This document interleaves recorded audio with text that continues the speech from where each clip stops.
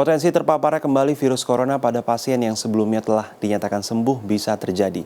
Bahkan saat ini tim penanganan COVID-19 Rumah Sakit Hasan Sadikin Bandung tengah mendalami dugaan kasus reinfeksi virus yang terjadi pada pasiennya. Tim penanganan infeksi khusus COVID-19 Rumah Sakit Umum Pusat Hasan Sadikin Bandung menginformasikan bahwa potensi terinfeksi kembali virus corona pada pasien yang sudah dinyatakan sembuh COVID-19 bisa terjadi.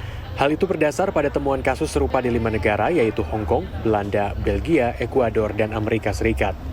Menurut Yovita Hartantri, selaku Ketua Tim Penanganan Infeksi Khusus COVID-19 RSAS, 5 negara itu menginformasikan setidaknya terdapat 1 kasus reinfeksi COVID-19 terjadi. Bahkan, kasus di Nevada, Amerika Serikat menimbulkan gejala yang lebih berat dari kasus pertama yang dialami pasien.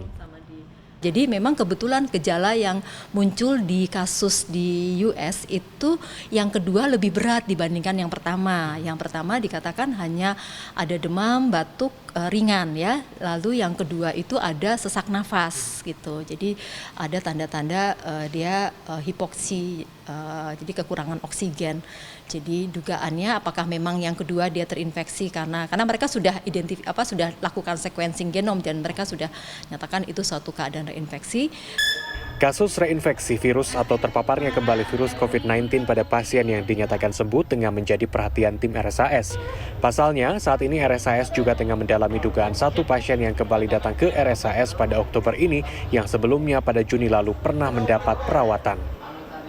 Kami pun masih mendalami, masih menginvestigasi apakah benar ini suatu reinfeksi gitu. Karena kalau kita lihat dari perjalanan awal terkena waktu awal pasien ini dinyatakan positif itu hanya 1 kali pemeriksaan. Jadi pada saat itu pasien tidak ada gejala, lalu karena ada suatu prosedur tindakan gitu sehingga dilakukan screening untuk di swab. Ternyata hasil positif dengan nilai cycle threshold-nya cukup tinggi 40 dan biasanya itu sudah mendekati nilai normal ya. Kemudian dilakukan pemeriksaan ulang di bulan Oktober tanggal 7 itu karena ada gejala. Jadi karena ada batuk, ada sakit tenggorokan dan pilek kalau nggak salah ya.